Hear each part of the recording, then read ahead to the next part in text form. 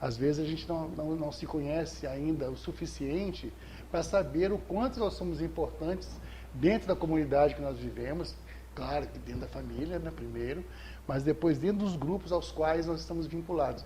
Então é muito importante que a gente esteja juntos, né, repassando, compartilhando esse calor, compartilhando essa luz que cada um de nós traz, né?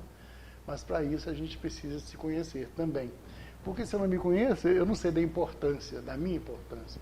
Eu não sei das minhas possibilidades. Eu não sei do que eu sou capaz, né? Nem do que de ser capaz. Não só do que é bom, mas também do que é mal. Eu preciso de me conhecer por isso. Eu preciso saber quem eu sou. E aí compartilhar aquilo que é necessário, que é bom, e não compartilhar, aprender a não compartilhar aquilo que é ruim, né? Aquilo que não é bom. Então é isso. Bom, então é o conhecimento de si mesmo. Já no Livro dos Espíritos a gente vê essa necessidade, né? No livro dos Espíritos, o Allan Kardec vai perguntar ao Santo Agostinho o que a gente tem que fazer para se afastar do mal. Aliás, essa questão está aí nesse estudo. Na questão 919 do Livro dos Espíritos. O que eu posso fazer para me desvincular desse mal que está em nós ainda, né? Aí ele vai dizer, olha, um sábio da antiguidade vos disse, né? Conhece a ti mesmo. Então, esse conhecimento de si mesmo é extremamente importante. Por que ele é importante? Nós vamos saber por quê usando de uma estratégia, de uma história que é muito interessante, que é a história da águia e a galinha. É a águia e a galinha. Essa história foi contada pelo então frade, na época, Leonardo Boff, mas, na verdade, essa história não é dele. Essa história é de um sociólogo africano. E esse sociólogo, eu não me lembro do nome dele, se é John Handley, uma coisa assim, que escreveu a respeito, que criou essa história, para que pudesse fazer com que as pessoas lá da África do Sul conhecessem a si mesmos e pudessem lutar contra o imperialismo britânico. Então, era aquela ideia, a ideia dele é que o povo africano estava subordinado, né, sendo escravizado, assim, aspas, né, pelo imperialismo britânico, tivesse força de falar, nós somos gente, nós somos seres humanos e nós temos autonomia. E nós não queremos ser mais, né, ligados à coroa britânica, né, não queremos ser parte de um processo de colonização. Então foi nessa história aí que o tal do John Handley escreveu para que as pessoas pudessem conhecer a si mesmo, né, e dessa forma pudessem proceder o enfrentamento necessário. Então é a história da galinha, da águia e a galinha. Já tem algumas versões aí. O Leonardo Boff faz essa versão dele, né? Então, como é que começa essa história? Era uma vez um camponês que foi à floresta apanhar um pássaro para mantê-lo em cativeiro em sua casa. Conseguiu pegar um filhote de águia. Colocou-o no galinheiro junto com as galinhas. Comia ração e milho próprio para as galinhas, embora a águia fosse a rainha ou o rei de todos os pássaros. Depois de 5 anos, o camponês recebeu em sua casa a visita de um naturalista. E enquanto passeavam pelo jardim, o naturalista avistou a ave e disse: esse pássaro aí não é galinha, não, é águia. Disse então o camponês, de fato, é uma águia, mas eu a criei como galinha. Ela mudou o comportamento e não é mais uma águia. Transformou-se numa galinha como as outras, apesar das asas que tem, de quase 3 metros de envergadura. Não. Retrucou o naturalista. Ela é e sempre será uma águia, pois tem o coração de águia. Esse coração a fará um dia voar às alturas. Não, insistiu o camponês. Ela virou galinha e jamais voará como águia. Então, decidiram fazer uma prova. O naturalista tomou a águia, ergueu-a bem alto e, desafiando-a, disse: já que você é uma águia, já que você pertence ao céu e não à terra, então abra as suas asas e voe. A águia ficou sentada sob o braço estendido do naturalista. Olhava distraidamente ao redor, viu as galinhas embaixo ciscando grãos, então pulou para junto delas e pôs-se a ciscar. O camponês então comentou: eu lhe disse, ela virou uma simples galinha. Não, tornou a insistir o naturalista. Ela é uma águia, e uma águia sempre será uma águia. Vamos experimentar novamente amanhã. No dia seguinte, o naturalista subiu com a águia ao telhado da casa e sussurrou-lhe assim: Águia, já que você é uma águia, abra suas asas e voe. Mas quando a águia viu lá embaixo as galinhas ciscando e comendo grãos, não hesitou mais uma vez. Pulou e foi para junto delas. O camponês sorriu e falou: eu havia dito, ela virou galinha. Não, respondeu firmemente o naturalista. Ela é uma águia e possuirá sempre o coração de águia. Vamos experimentar ainda a última vez. Amanhã a farei voar. E aí, no dia seguinte, o naturalista e o camponês levantaram bem cedo. Pegaram a águia, levaram-na para fora da cidade, longe das casas dos homens, para o alto de uma montanha. O sol nascia e dourava os picos das montanhas ao redor. O naturalista ergueu a águia para o alto e ordenou-lhe: Águia, já que você é uma águia, já que você pertence ao céu e não à terra, abra as suas asas e voe. A águia olhou ao redor, tremia como se experimentasse nova vida, mas não voou.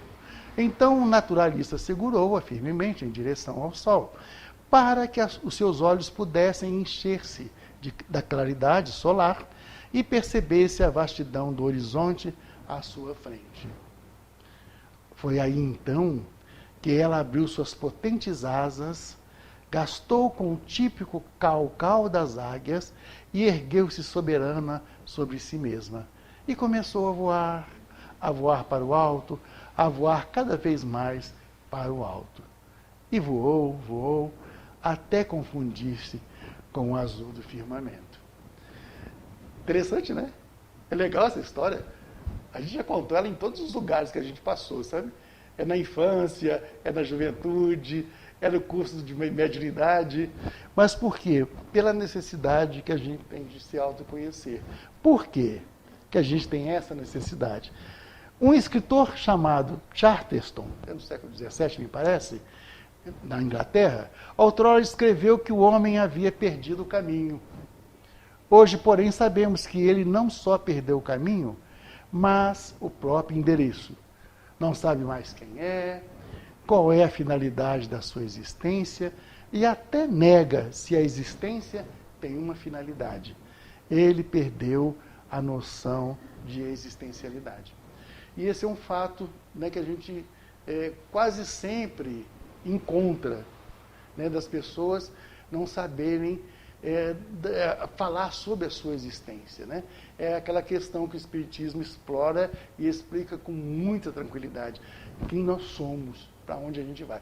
Então a gente, não poucas vezes, encontra pessoas que no momento de desespero, né, no momento de aflição profunda, querem abandonar o barco, né? Aquele sujeito que está no meio de uma tempestade, está no mar, lembrando de Jesus, o sujeito está no mar, numa embarcação, numa canoa, num barco, o que seja, e ele é surpreendido por uma tempestade. No momento que ele é surpreendido pela tempestade, por ele não saber o que fazer, nem aonde ele está, ele quer pular do barco.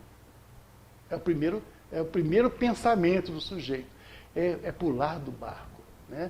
É deixar para lá. E isso tem tudo a ver com a falta de conhecimento de si mesmo, né? Quantas pessoas se entregam aí aos vícios, se entregam, né, a momentos de aflição e ao desespero por conta de não saber, de não compreender as dificuldades pelas quais ele está passando. O sofrimento, a perda de um ente querido, né, as questões amorosas, as questões de compartilhar com outras pessoas, de sentimentos, de emoções. Então, muitas vezes, as pessoas não sabendo responder a essas questões, os porquês, ele tenta abandonar o barco. Mas então, vamos ver o que a gente pode fazer mais. Por que a gente precisa disso? Porque quando nós não sabemos quem nós somos facilmente manipulados pelos outros. É a questão da águia. Foi por isso que nós trouxemos essa história.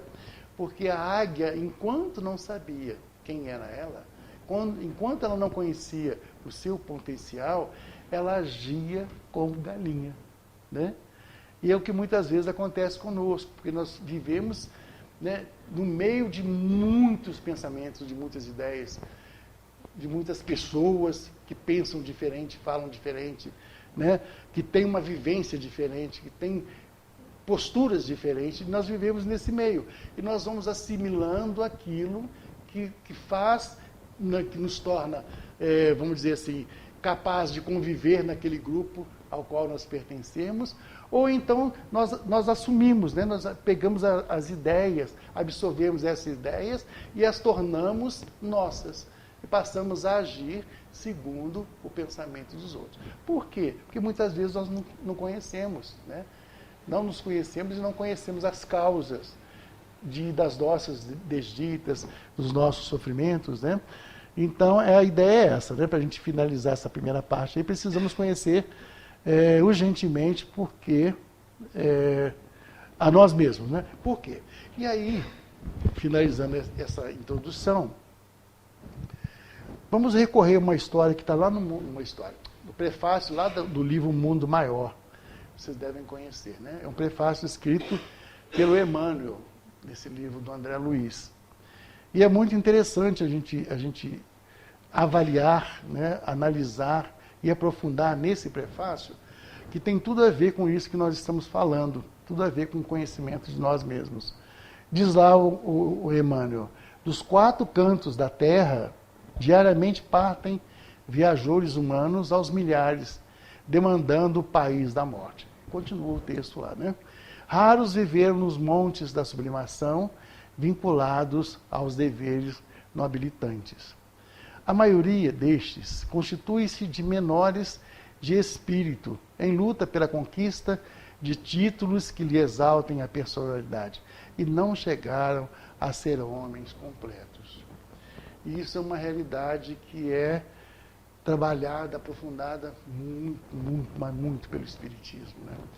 E o André Luiz, e o Emmanuel, nesse prefácio, está demonstrando exatamente aquilo que nós já conhecemos, que é ensinado pelo Espiritismo.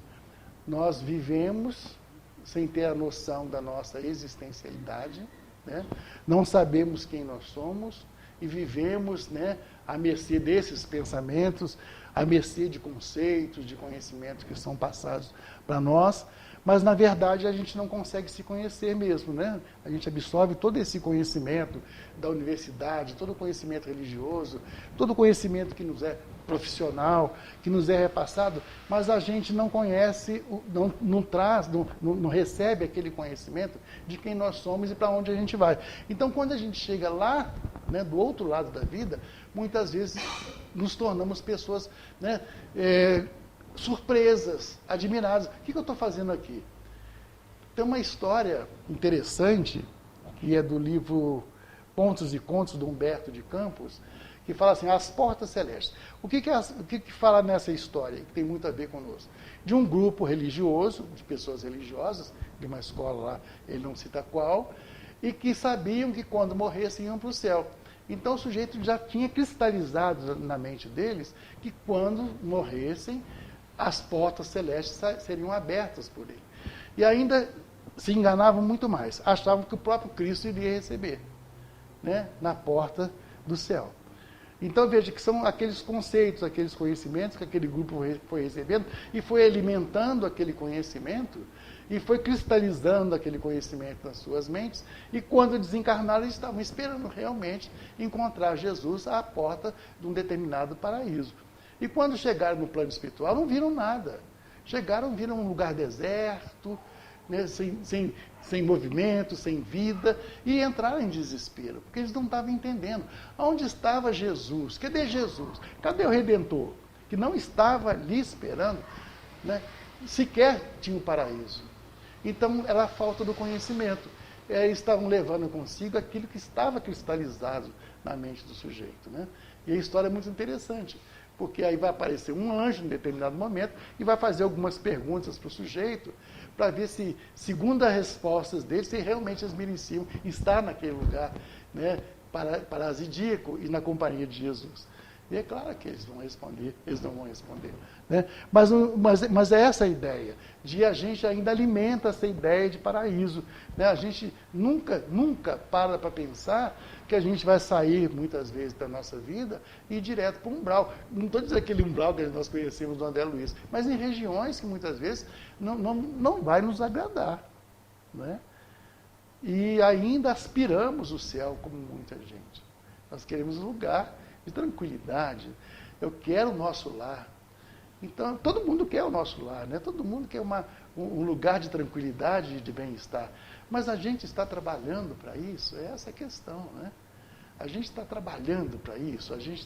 O que a gente está fazendo em prol disso? É aquela ideia de passaporte. Eu quero ir para a Europa, mas eu tenho que trabalhar, conseguir o dinheiro, comprar o passaporte, pegar o visto no passaporte. E existe todo um trabalho relacionado à minha ida para a Europa, por exemplo. Né? Da mesma maneira para o plano espiritual. Você não pode almejar algo que você não trabalha em prol. Né? Você não pode querer um céu se você não trabalha, não busca as condições de trabalho, condições necessárias de trabalho que possa lhe propiciar a ida para o céu. Então ele está dizendo isso, que a gente ainda, que os homens, de modo geral, são crianças, não são infantis nesse sentido espiritual. Não é que a gente não se tornou homem, não é que a gente se tornou uma pessoa amadurecida, mas no sentido espiritual, nós ainda estamos naquele estágio de infância. Nós ainda não conseguimos compreender a nossa própria existência, quem nós somos, na verdade. Né? Então, é isso que está dizendo, que a maioria que chega lá está nesse estágio de infância espiritual. Muitas vezes, diz o André Luiz, o Emmanuel, acomodaram-se com os vícios de toda sorte, demorando voluntariamente nos trilhos da insensatez.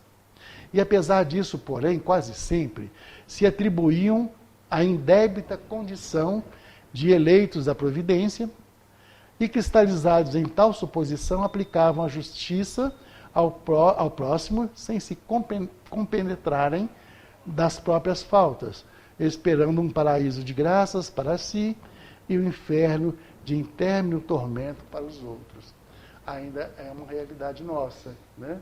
A gente nunca se vê numa área tipo umbral, por exemplo. Né? A gente não se vê numa área de penas e de sofrimento. A gente se vê no céu. A gente sempre se acha capaz mesmo. É uma coisa nossa. Quem é que quer ir para um lugar de tormentos e de suplício eterno, como apregou a Igreja Católica? Né? Quem quer ir para o purgatório ou para aquele inferno católico? Ninguém. Para onde você quer ir? Para um lugar de paz, de tranquilidade e de alegrias, onde não haja lágrima, onde não haja morte, onde não haja sofrimento. Não é?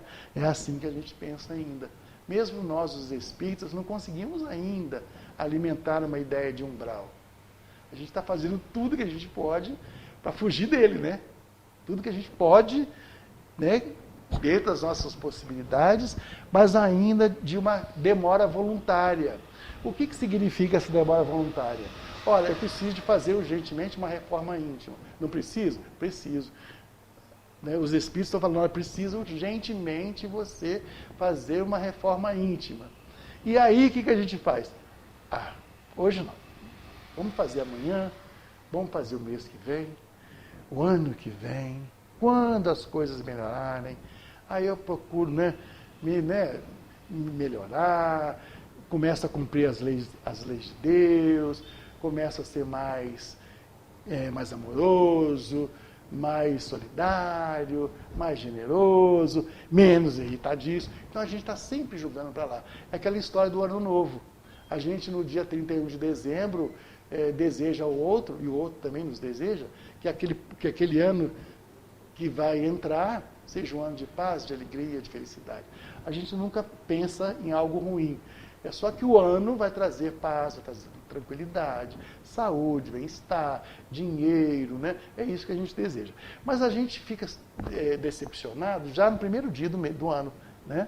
Porque no dia 31 a gente tem esses sonhos, essas aspirações de que quando o ano entrar, quando se mudar o calendário, a gente vai entrar numa nova era, num outro momento, né? E esse momento, na verdade, é um momento de paz. Não vai ser igual aquele ano que passou, segundo a música. Mas a nossa decepção é muito grande, porque quando a gente passa, né, passou da meia-noite, mudou o calendário, teve o Réveillon, teve tudo, no dia seguinte, o primeiro dia do ano, a gente vê que nada mudou. Né? A gente vê que tudo continua igual, nada mudou, às vezes a gente está com ressaca, né, com dívidas que nós contraímos por conta do final do ano e do Natal. Então você passa aquele primeiro dia, depois o segundo dia, o terceiro dia de janeiro, e aí quando chega no último dia, você já perdeu aquela esperança que você tinha até o dia 31. Já é mais um ano igual ao outro, né? E você não se dá conta muitas vezes disso, que esse ano só vai mudar a partir da hora que a gente mudar. A partir da hora que nós fizermos algo em prol da mudança do mundo, aí o mundo vai mudar. Né? Não é só o calendário, mas são as nossas ações. E essas ações que mudam o mundo dependem da nossa mudança também. Né? Daí o conhecimento de si mesmo. Então nós não sabemos ainda muito bem sobre isso. E a gente vai se demorando, conscientemente ou voluntariamente, a gente se demora nesse processo de se reformar intimamente. Ainda é assim. Né? E aí quando a gente chega no plano espiritual, fala, pois é, eu não fui avisado. Foi sim. Foi sim, muitas vezes. Mas você achou que podia deixar para amanhã, não é? Aí o que você faz? Volta de novo depois, né? Então, quando se referindo a esse grupo, quando perdidos nos intrincados meandros do materialismo cego, fiavam ou teciam, né, sem justificativo, que no túmulo lhes encerraria a memória. E se filiados a escolas religiosas, raros excetuados, contavam levianos e inconsequentes com os privilégios que jamais nada fizeram por merecer. A gente não vai entrar no mérito da questão, não, que aí está muito claro. Né? São 2 pontos. A gente acha que morre, que a gente vai morrer, que a gente vai virar anjo, é o primeiro momento desse texto aí, e o segundo momento, que a gente avalia pelas parcas, né, caridades que nós fizemos, aí caridade no sentido amplo, né, não no sentido de doar algo material, mas a gente imagina que aquelas parcas ações que nós praticamos vai nos trazer, consequentemente, o passaporte para a vida, né, para o céu, ou para uma vida melhor. Então nós vivemos ainda equivocados conosco mesmo. É isso que o Emmanuel fala nesse prefácio e com muita propriedade. Muito bem, já falamos da galinha da águia, já falamos do André Luiz, vamos falar de nós agora. Vamos nos colocar como protagonista nessa história. Isso aí é o Leon Denis falando no livro, um textinho, né, do livro A Questão do Ser, do Destino da Dor. Ele vai dizer, olha, uma observação dolorosa surpreende o homem na velhice. E ela se torna ainda mais lastimável em consequência das impressões experimentadas em seu giro pelo mundo espiritual. E ele, o homem, né, então reconhece que o ensinamento ministrado pelas instituições humanas, em geral, religiões, escolas, universidades, não os ensinam quase nada do que mais temos necessidade de conhecer para a nossa conduta. O quê? A direção da existência na Terra e a preparação para o além. Essa é a nossa triste realidade, né, que o Leon Denis fala com muita propriedade. Nós ainda estamos equivocados. Né? Muitas vezes nós abraçamos conceitos e dogmas, assumimos aquilo como verdades, né? E esquecemos de nos autoconhecer e esquecemos de nos auto-reformar. Então é isso que nós comentamos no princípio. A religião, a escola e a universidade não nos prepara para o além. O Espiritismo prepara, né? Prepara. Mas, no modo geral, as religiões não preparam. Prepara você para um paraíso. Se você for bom, você vai para o céu. Ou vai para o paraíso. Se você não for bom, você vai para o inferno. E se você for um pouquinho de cada um pouco bom, um pouco mal, você vai para o purgatório, que é a coluna do meio. Ainda estamos presos a esses conceitos. E isso, muitas vezes, nos amedronta. E nos deixa tão amedrontados e paralisados que nós permanecemos ali sem dar um passo dar os passos seguintes, né? Então, já sabe, o Espiritismo já diz que nós somos quem nós somos, e de onde nós viemos e para onde a gente vai. Essa é a grande questão. Por isso, o conhecimento de si mesmo portanto, a chave do progresso individual. Mas direis, como há de alguém julgar-se a si mesmo? Como que eu posso chegar a conhecer a mim mesmo? Aí, nesse texto, né, do Santo Agostinho, vai dizer que a gente conhece a si mesmo formulando um questionário, né? A gente se perguntando à noite o que eu fiz durante o dia. É na questão 919 do Livro dos Espíritos, 919A, né? Porque a 919 vai dizer o seguinte, olha, qual é o meio mais prático e eficaz que tem o homem de se melhorar nesta vida e de resistir à atração do mal? E aí é interessante, porque a gente passa por essa questão dentro do Espiritismo, passa batido. Né? A gente fala, aquela questão 919, que o Allan Kardec pergunta pelo Espírito Santo Agostinho, qual é o meio mais prático e eficaz que tem o homem de se melhorar nessa vida? Mas aí, quando fala na atração do mal, o sujeito, ele passa por ela entendendo que o mal é aquele mal exterior.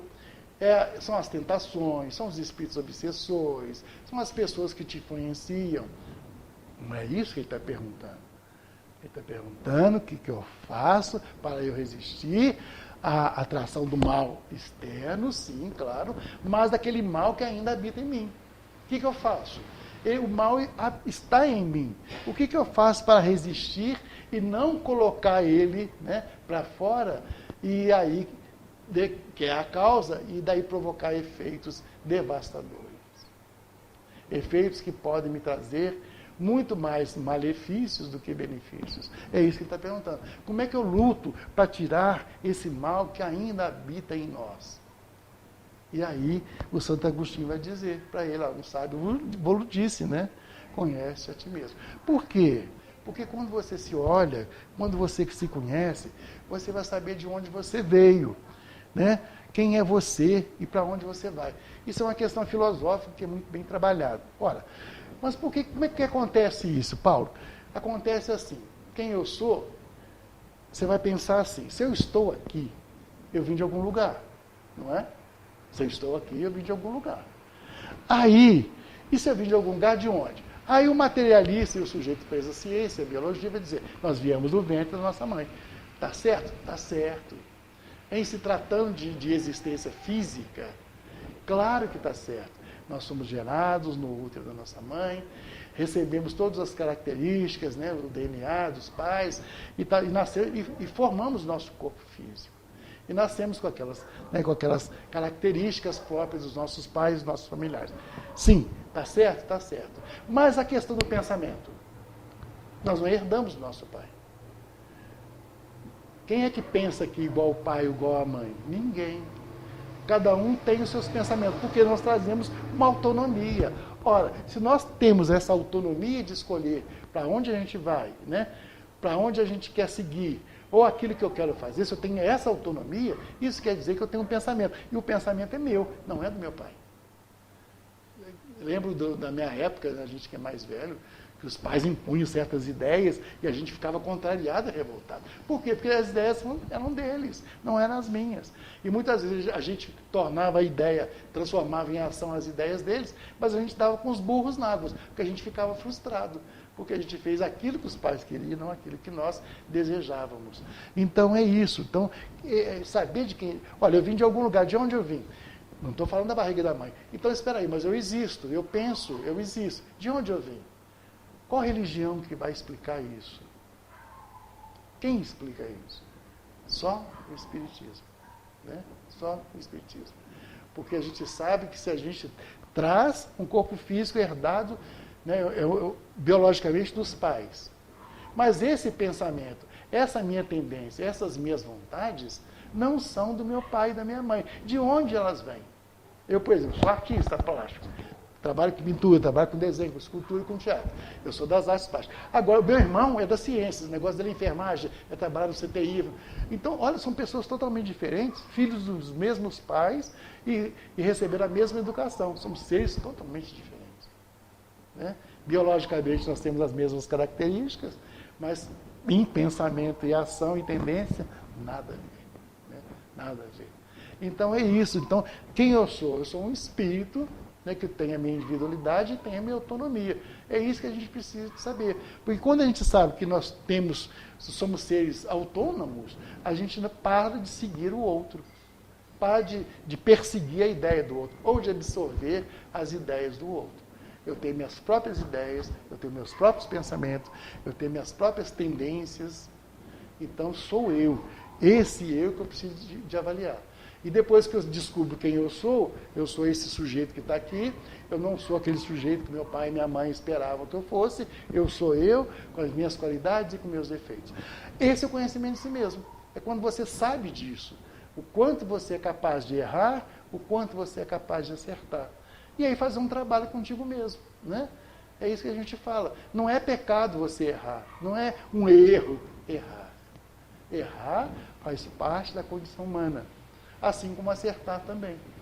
Então não é a gente se recriminar, eu sou um sujeito pecador, mereço ir para um umbral, nem isso. Nós estamos aqui para viver experiências que muitas vezes vão dar, né, serão, ter a conotação de erro e outras vezes tem a conotação de acerto. É isso que a gente precisa. Mas é importante que eu saiba que eu estou aqui, e isso aí não significa que eu estou falando que eu saí da barriga da mãe, mas eu, um ser que pensa quem eu sou, de onde eu vim. Se eu estou aqui, eu vim de algum lugar. Vim de algum lugar, e eu trouxe desse lugar aquilo que eu sou, aquilo que eu penso. Então eu não penso como meu irmão que trabalha na área de saúde. Eu penso como artista. E aonde foi que eu busquei? Da onde eu tirei essas tendências? Nós não somos filhos do mesmo pai, da mesma mãe, somos. E onde meu irmão trouxe aquela tendência a trabalhar com saúde, a trabalhar com emergência, a trabalhar com cicatrizes, a trabalhar com ferimentos, a trabalhar com sangue, com operações, com cirurgia. Rapaz, onde ele tirou isso? Não foi nem do meu pai, nem da minha mãe. Posso te garantir. Assim como nem foi do meu pai, nem da minha mãe, a minha ideia de ser artista. De jeito nenhum. Então, veja que nós somos individualidades e cada um traz, né, um jeito de ser. E de onde veio esse jeito de ser? Então, aí não tem mais resposta. Né? Já não estamos falando da barriga da mãe, nós estamos falando de um outro lugar que precede a atual existência. Então nós vamos procurar resposta lá no Espiritismo. Então lá no Espiritismo nós vamos descobrir que nós passamos por muitas experiências, muitas vidas. E tudo aquilo que eu trago hoje, de bom e daquilo que não é bom, eu estou trazendo como herança de vivências passadas. Não é legal isso? Não dá um certo consolo? Pode dar uma certa amargura, falar, nossa, eu não estou valendo nada. Mas não é isso. É você saber disso e saber que você pode recuperar, você pode mudar. Olha, eu sou infeliz do jeito que eu sou, então eu não vou querer ser infeliz mais, né? Então eu não quero fazer essas coisas mais. Porque se tudo isso que eu fiz me conduziu para a infelicidade, então claro que eu não vou repetir os mesmos procedimentos. É essa a questão aí. Né? Quando fala conhecimento de si mesmo, é saber as razões do seu sofrimento. E lutar contra elas, né? E buscar razões que te levem à felicidade. Muito bom. Então, para onde eu vou, de onde eu vim, né? Isso vai de encontro àquilo que Jesus fala. E conhecereis a verdade vos libertará. Qual é a verdade que liberta? É do Cristo. É o Evangelho. Qual é a verdade que te liberta? Resposta: a sua verdade. A sua verdade, o conhecimento de quem você é, vai te libertar. Ou a falta dele pode fazer com que você permaneça algemado àquelas coisas, né, ruins lá de trás. Então você precisa de conhecer a si mesmo. Né? O que você tem que pensar? Olha, eu sou um espírito, um ser imortal. Fui criado simples e ignorante, fomos colocados nessa vida, na Terra, para que nós adquiríssemos conhecimento, e aí nós fomos usando o nosso livre-arbítrio, e aí no equívoco, né, no nosso equívoco, nós praticamos algumas coisas contrárias à lei, e se nós praticamos coisas contrárias à lei, agora eu preciso de regenerar. Né? Se eu quebrei Arrebentei com os grilhões, aí, com a corrente, né, vamos dizer assim, da harmonia universal, se eu fui responsável por arrebentar o elo dessa corrente, né, universal aí, então o que eu tenho que fazer? Ir lá e soldar o elo de novo. Aí que está a expiação da gente. Né? Você desconstruiu, agora você vai lá e constrói de novo. É essa a questão. Mas a gente só vai fazer isso quando a gente se autoavaliar profundamente e saber quem nós somos. Enquanto, diz a Joana de Ângeles, né?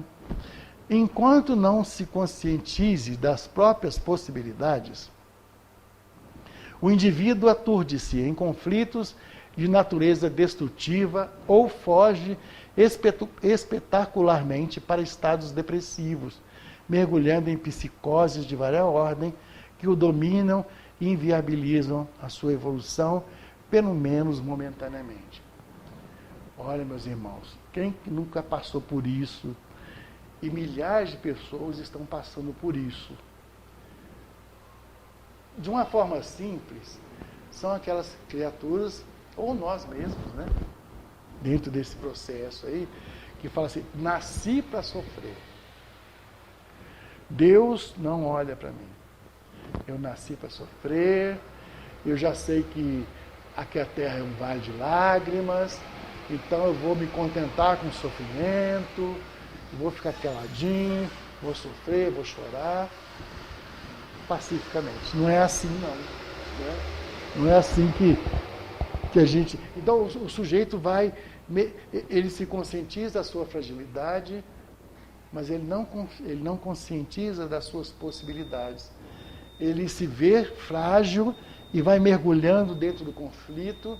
Esse conflito vai levando ele para a ansiedade vai conduzindo para a depressão, e da depressão só Deus é que sabe. Né? Porque ele não conhece. Se ele soubesse, pelo menos, falar assim, olha, nós estamos aqui fadados a isso. Esse sofrimento, que o Espiritismo, os Espíritos falam que é a dor, né? É a dor generosa, que é difícil a gente entender isso, né?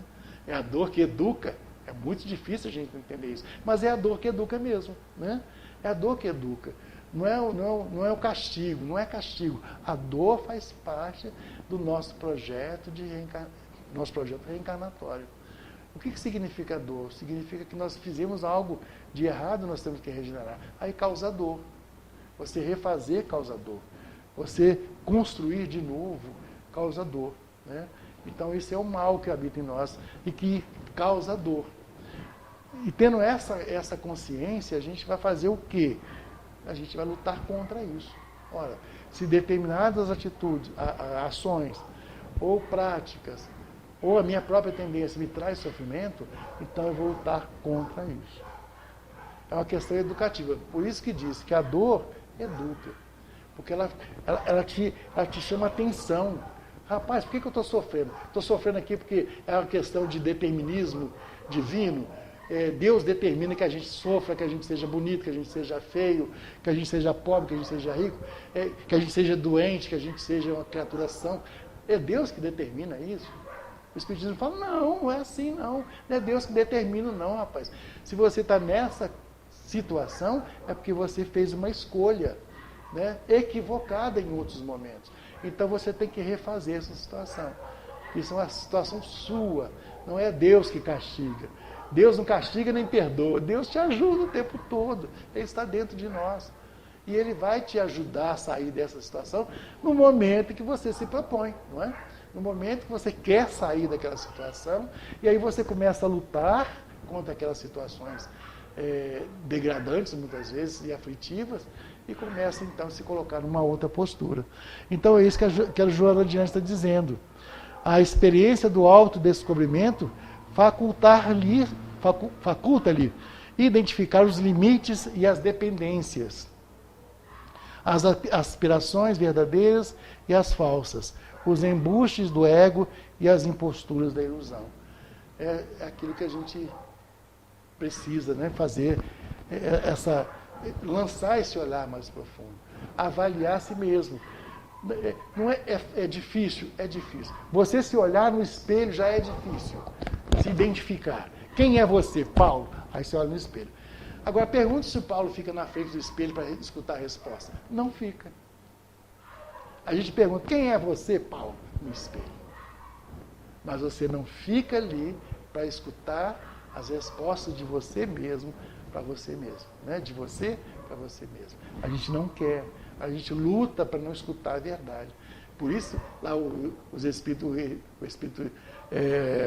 por isso Jesus diz, conhece a verdade que ela te liberta. Porque a partir da hora que você se vê no espelho e você vê quem você é, você sabe se você... você identifica você e aí nesse momento abre-se dois caminhos. Um caminho para que você permaneça como você é. E o outro caminho para você mudar. Sempre nós temos dois caminhos. Sempre nós podemos fazer escolha.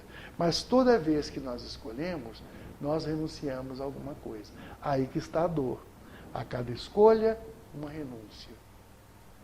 E aí que está o entrave. Aí que a gente para. Porque se eu escolho servir a Jesus, significa que eu vou deixar, né, de lado aquilo que é materialista. Aquilo que me deixa afastar de Jesus. E aí vem esses conflitos íntimos, né? A gente passa por aquele conflito assim, de eu comigo mesmo.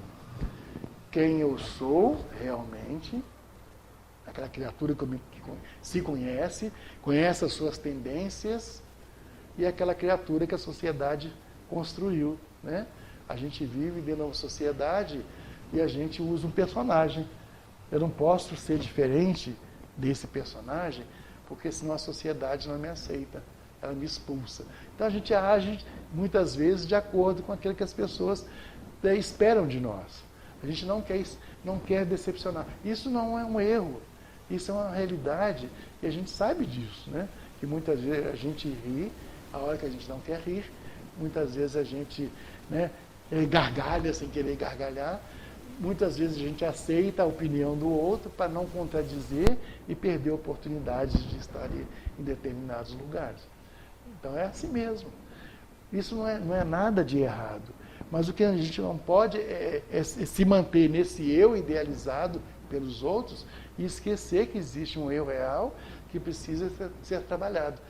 E, na verdade, quem vai evoluir não é o eu idealizado pela sociedade, e sim o ser real que está ali, cheio de boas tendências e cheio de más tendências também. Então, não adianta eu ser um personagem se eu, o ator principal, né, o protagonista da minha existência, não se conhece a si mesmo e não faz nada em prol disso. É essa a questão, né? Então é isso que a Joana de Anjos está falando, a gente fica na dependência de outras coisas, né? E muitas vezes desse eu que é idealizado pelo grupo que a gente se pertence.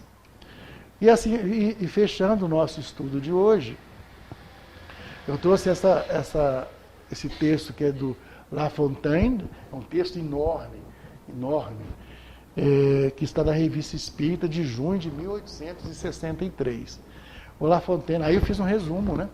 O La Fontaine vai dizer o seguinte, olha, o que impede a gente proceder a essa reforma, o que impede por vezes que não corrijais de um defeito, de um vício, é certamente que não apercebeis que o tendes. Isso é muito sério, né? É a falta de conhecimento de si mesmo. Enquanto vedes os menores defeitos do próximo, do irmão, nem mesmo suspeitais que tendes as mesmas falhas, talvez maiores que as deles. Isto é uma consequência do orgulho que vos leva, como a todos os seres imperfeitos, a não achar nada de bom, senão em vós mesmos. Olha o conselho final que ele vai dar lá ao final do texto, né? Sede francos, verdadeiros, convosco mesmo. Travai conhecimento com o vosso caráter, mas não o aduleis. E aí ele continua. E é interessante quando ele fala não o aduleis. E ele fala assim, não o aduleis como vós fazeis com as crianças. Porque a gente adula a criança, né? A gente está corrompendo a criança.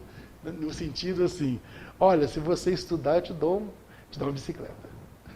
Sem corrupção, né? Olha, se você fizer isso, a mamãe faz aquilo. Olha, se eu fizer isso, o papai faz aquilo. Isso é adular a criança. Não é trabalhar a criança como ela deve, muito pelo contrário. Você muitas vezes está estimulando o orgulho que ela traz consigo. Né? E aí você vai errando. Então é isso que o Espírito fala. Não adula a criança. Seja verdadeira com ela. Né? Dê a ela a educação que ela merece, né? Os ensinamentos e o conhecimento que ela precisa. Mas não passa a mão. Seja verdadeira.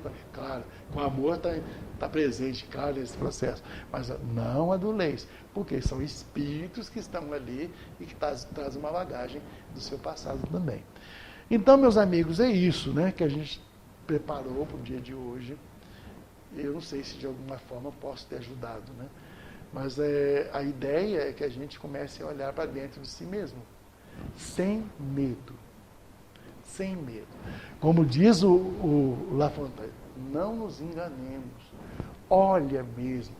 Paulo, você é um sujeito, né, ignorante, você é um sujeito que dramatiza, você é um sujeito que cria personagens, você não é nada disso, você vai fazer lá da palestra do Centro Espírita, mas na verdade você é um cara irritadiço, é um cara egoísta.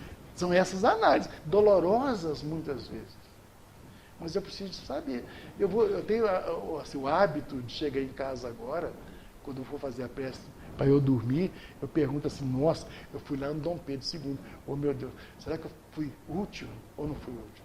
Se eu não fui útil, então que os Espíritos me orientem. Porque a gente sabe que a gente não é Cristo, né? Então, em todos os lugares que você usa a palavra, você tem que ter consciência das palavras que você usa e saber que as palavras trazem consequências muitas vezes, né? Consequências boas e consequências muitas vezes ruins, né? Ao invés de você estimular, você traz um desespero, uma aflição para o outro. Então é interessante que tudo que a gente a gente faça uma reflexão, né? E aí eu começo a olhar para dentro de mim, rapaz, eu fico assustado, falo, meu Deus. Eu trabalho com assistência social. Muitas vezes a gente usa um sorriso falso. Às vezes a gente não aceita aquela situação que está ali. Você quer colocar ordem naquela família, mas não nos compete. É claro que a gente engole seco, mas dá uma vontade de você entrar no meio daquela situação, não dá? Você vê que as famílias que você assiste, rapaz, é tudo desorganizado. Você fala, não, está tudo errado. Você dá vontade de você falar isso. Não pode. Aquilo ali é vida deles. O que você pode fazer é orientar, né? Tem um texto do Khalil Gibran que ele fala assim com os pais, pais, os vossos filhos não são vossos filhos, né? E aí depois de muito falar, ele vai dizer assim, vós sois o arco, os seus filhos é a flecha, né? Olha que interessante isso. Vós sois os arcos, os vossos filhos são as flechas. O que ele quis dizer com isso? Que a gente aponta, direciona, mas a flecha, se ela quiser, ela muda de direção. Tem muitas situações que vai fazer a flecha mudar, né, o rumo dela, a direção que você colocou. Então, depois ele fala assim, olha, que a gente tem que ter essa consciência de que os filhos da gente têm duas asas, né? Ele quis ilustrar assim. A gente fala que os filhos da gente são seres que têm duas asas. E muitas vezes a gente fala assim, há necessidade de cortar a asa dele, né? Asas no sentido de atitudes, no sentido de ações, né? Daquilo que a criança, né, que o ser é capaz de realizar. Então a gente deduz que ele tenha duas asas. Uma asa é a asa do que não é bom, né? Vamos dizer, não quero dizer a asa do mal, mas a asa da asa que não é bom, né? E tem uma asa boa. Então, assim, tem duas tendências, né? A tendência má e a tendência boa. Aí o que você faz? Se você não sabe qual asa que é da dificuldade, dos defeitos, e não conhece também a asa da virtude, da sabedoria, está arriscado você cortar a asa sem saber qual é. E de repente você quer cortar a asa da dificuldade, como você não conhece, então você está fadado a cortar a asa do que é bom. Então nós não temos como fazer escolha. Não tem como cortar a asa de ninguém. Não vou cortar a asa de ninguém. Não tem como fazer isso. Você não conhece as asas, né? E você pode se equivocar e cortar a asa errada. Então o que a gente faz? Aí o Khalil Gibran diz assim, olha, não corte as asas, orienta o voo dele. Né? Então você vai respeitar a autonomia dele. Então você pode orientar. Agora, quem vai escolher se vai para aquele lugar ou não é a criatura.